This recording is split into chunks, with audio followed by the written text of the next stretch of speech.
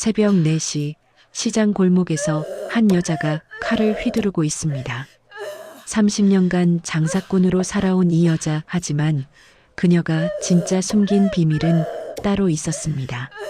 그리고 그 비밀을 알게 된 며느리 될 사람이 한 말은 당신이 숨긴 50억, 제가 100억으로 만들어 드릴게요.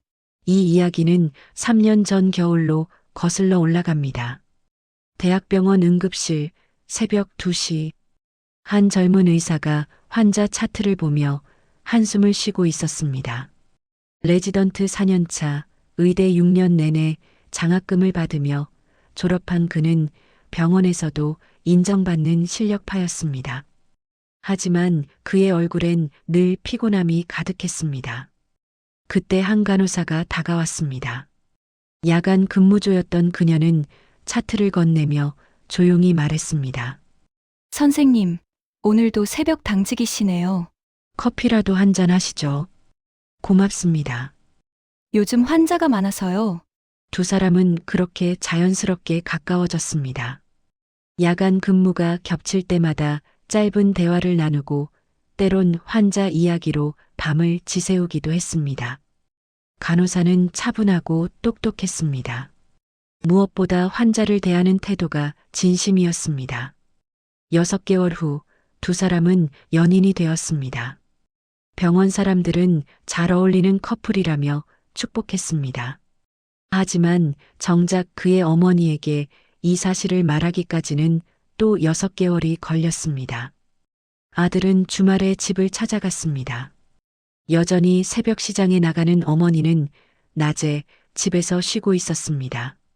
아들이 조심스럽게 말을 꺼냈습니다. 어머니, 제가 요즘 만나는 사람이 있어요. 어머니의 눈빛이 반짝였습니다. 30년을 장사로 살아온 그녀는 아들 하나만 보고 살았습니다. 새벽 4시에 일어나 시장에 나가고 저녁 8시에 돌아오는 살. 손이 부르트고 허리가 휘어도 아들 학비만큼은 절대 끊기지 않았습니다. 그래, 어떤 아가씨인데. 병원 간호사예요. 착하고 성실한 사람이에요. 순간 어머니의 표정이 굳었습니다. 간호사라는 말에 미묘한 감정이 스쳤습니다. 하지만 이내 웃으며 말했습니다. 그래, 언제 한번 데리고 와라. 2주 후 간호사는 처음으로 그의 집을 방문했습니다. 정갈한 옷차림에 정성스럽게 준비한 선물까지. 하지만 어머니의 태도는 냉랭했습니다. 형식적인 인사만 주고받은 채 어색한 시간이 흘렀습니다. 간호사는 돌아가는 길에 조용히 말했습니다. 어머님이 절 별로 안 좋아하시는 것 같아요. 아니에요. 원래 낯을 가리세요. 하지만 아들도 알고 있었습니다. 어머니의 거부감을. 그 후로도 몇 번의 만남이 있었지만 어머니의 태도는 변하지 않았습니다. 오히려 노골적으로 불편한 기색을 드러냈습니다. 어느 날 어머니는 아들에게 단도직입적으로 말했습니다. 그 여자는 안 돼. 다른 사람 만나라. 왜요, 어머니? 그녀는 정말 좋은 사람이에요. 간호사가 뭐가 대수냐? 우리 같은 사람들이랑은 안 맞아. 어머니는 30년 동안 장사로 살아온 자신과 병원 간호사는 세계가 다르다고 생각했습니다. 새벽 시장의 거친 삶과 병원의 깨끗한 세계. 그 간극을 그녀는 받아들일 수 없었습니다. 아들은 괴로워했습니다.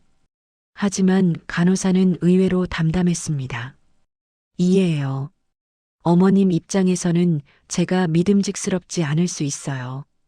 그런 당신이 더 미안해요. 한편 어머니는 혼자만의 고민에 빠져 있었습니다. 사실 그녀가 간호사를 반대한 진짜 이유는 따로 있었습니다. 6개월 전 그녀는 정기검진에서 충격적인 소식을 들었습니다. 암이었습니다. 그것도 3기.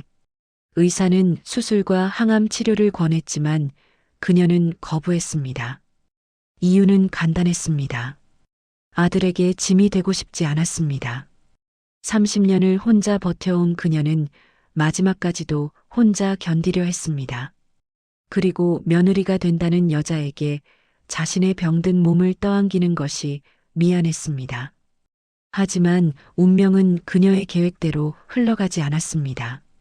어느 날 저녁 간호사가 뜻밖의 전화를 걸어왔습니다. 어머님, 제가 오늘 어머님 댁에 가도 될까요? 혼자요.